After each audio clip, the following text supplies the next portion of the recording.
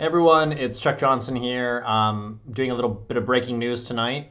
Doing investigation into Alton Sterling. Who is Alton Sterling? Alton Sterling was a 37-year-old man, black man in Louisiana, who was killed in an altercation with police. Naturally, there's the rush to blame the police. The police did it. And of course, all of that is bullshit. The attack on the police is absolutely ridiculous. But of course, you knew that because Black Lives Matter and most of these things are frauds, which is ultimately why they had to kick me off of Twitter. And just so you know, just so those of you who've been following this, I sort of built something of a career going after and exposing a lot of the frauds in the Black Lives Matter movement. I exposed pedophiles in the movement. We'll get to that again in a moment with the Alton Sterling case. I exposed gangbangers, fraudsters of virtually every kind. I even sued at one point to get Michael Brown's juvenile records, which we lost. We went all the way to the Supreme Court of Missouri on my own dime, which was not particularly pleasant, but nonetheless had to be done. And of course, that's still being relitigated right now in Ferguson, even though we're sort of not allowed to know what was actually in those files. But anyway, I digress. So yeah, Black Lives Matter is a fraud. We know this. It's been done repeatedly, and the latest example with Alton Sterling is yet another example. It's gotten so bad, though, that our anti-white, anti-police media doesn't even do basic criminal background checks. Sterling, lived in Baton Rouge. He was 37 years old. He was a pedophile. He had drug and gang convictions. He had a star on his forehead, which was of the Bloods gang. And he was a very vicious, nasty person. He was arrested. He was talking about how he was going to jail again in November 2015. And yet somehow he got back out on bail and, of course, got into an altercation with the police. Of course, you're seeing all these photos now about how he was a great father. But, of course, that's not really true. He was a deadbeat dad, according to the police records and the criminal conviction records. Now, of course, Alton Sterling, he had, let's just read off his criminal convictions. Drugs, marijuana, illegal carrying weapons. He had an illegal weapon posted on his Facebook, where he was, with his grill and wearing red, which is the color of the Bloods, of course. Drinking, basically operating an equipment DUI. Contempt of court in juvenile court as well as regular court.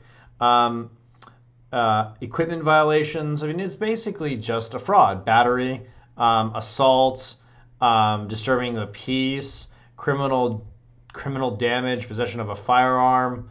I mean, this is just it gets kind of absurd after a while. And Sterling is now dead in an altercation with the police, and everyone wants to go and crucify the police officers. And we'll see what actually ends up happening. It could be another South Carolina situation where they basically throw the police officer under the bus and don't actually give him his proper protection. Now, why does this matter? Why do I get so incensed with these fake rapes and fake police brutality situations? Well, essentially there's a fight against police and there's a fight against people having the right to defend themselves in the United States of America. And it's done in a kind of sneaky, disgusting way. It's done in a way to encourage people to be afraid. And it's done in a way that's really kind of underhanded and fraudulent. Michael Brown was not a gentle giant. He beat women up, as we reported at Got News. We met George Zimmerman. The story of what actually happened with Trayvon Martin is far more interesting than the media wants you to believe. But you see, the trial lawyers, which is the largest donors to the Democratic Party, they really like it when they can get into an altercation like this because they can whip up the anti-white media, which can get black participation in the media, which otherwise doesn't really care, and so it becomes a great advertising revenue source. It's why DeRay McKesson has such a great relationship with Twitter. He can basically, in addition to dating Jack Dorsey, who's supposedly his boyfriend, who's the CEO of Twitter, he can also whip up anti-white, anti-police mobs. And what's interesting is just how often and how cynically this process happens. It's really kind of fascinating in a way because it essentially shuts down reasonable discourse, it shuts down due process, and it essentially creates lynch mobs on the internet. Of course, we're not allowed to talk about any of this. To talk about it is to, to be a bad thinker, to be a dangerous person. And yet it's empirically the case. Over and over and over and over again, these things happen over and over and over and over again. And every time it's more or less a fraud. Now let's just go through, some of the absurd things being claimed. I'm just going to read a few of them because they're hilarious.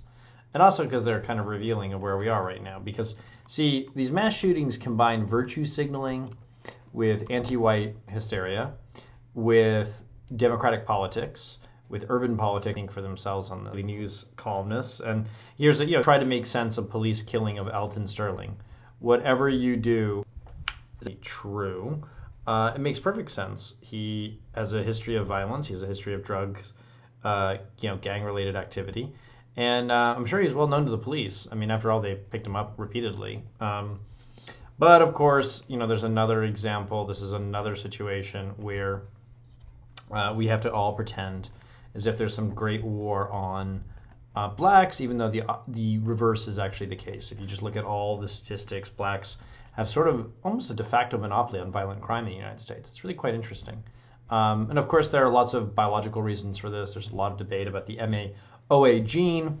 There's a lot of discussion about how blacks tend to be more aggressive as a function of higher testosterone. There's lots of research on this. You can pretty much discover all of it in the human biodiversity section of Twitter, assuming it's not banned by the time you get there. Now let's just go through some of the other. All right, so we've got fusion. Oh my God, Alton Sterling is the 558th person killed by police in 2016. He's a father of 5, and he was shot for selling CDs. Well, of course, he's a deadbeat dad, but let's post pictures of his children. I mean, that's totally normal. Let's just dox the kids. And of course, you've got all of these rappers. You've got all of these media people, all these anti-white whites. You've got Democratic Party officials. You've got Derek Muhammad, who's an activist. Justice for Alton Sterling. You've got Andy Richter, of course, who is, I guess he's like the comedian. Oh my God. Yeah, that's murder, Alton Sterling. Well, actually, see, in the United States of America, we have these things called trials. And you go and you get tried by jury of your peers. And sometimes the prosecutor doesn't even choose to bring charges, like in the Freddie Gray case. But this is sort of like, that's sort of what happens. Let's see, Alex Medina, I don't know who the hell that is. He's creative director at Reach Records, okay? He's a husband, he's a father, he's a friend.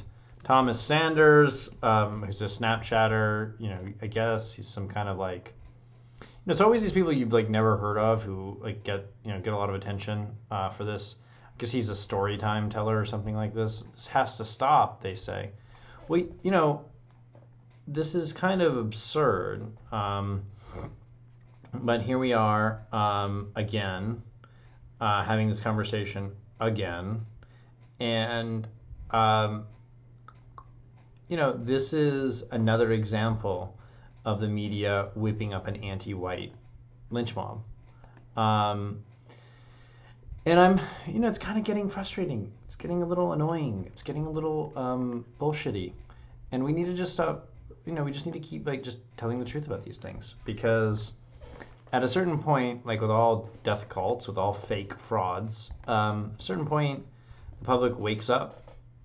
They get it. They wake up. And so, of course, people are doxing the police officer, Robert J. Kinnison is the guy's name. They're doxing him. They're going after him very aggressively.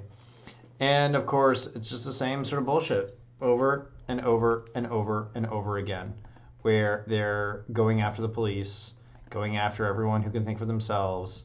And here we go again. I wonder if Baton Rouge will be destroyed again. I guess we'll find out. And that because, of course, Louisiana elected a Democrat, we're, of course, going to get, the usual craziness there, too. So it's going to be great. Of course, people are going to steal all the research we did at Got News exposing all of this stuff. You're going to be reading about it in the Daily Mail, probably. They typically rip me off, or Breitbart, although they're kind of nice to me, although sometimes I'm blacklisted there.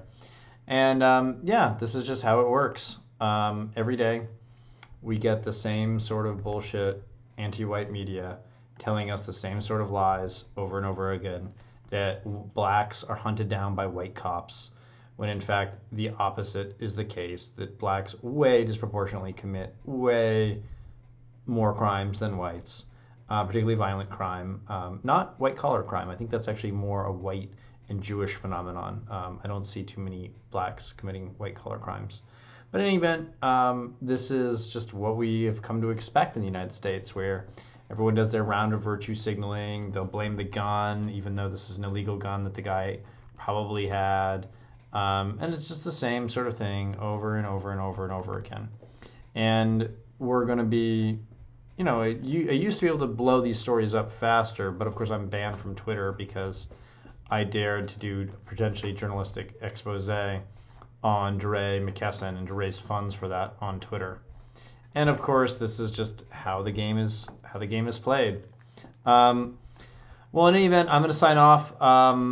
Look forward to hearing from you. My email address is editor@gotnews.com.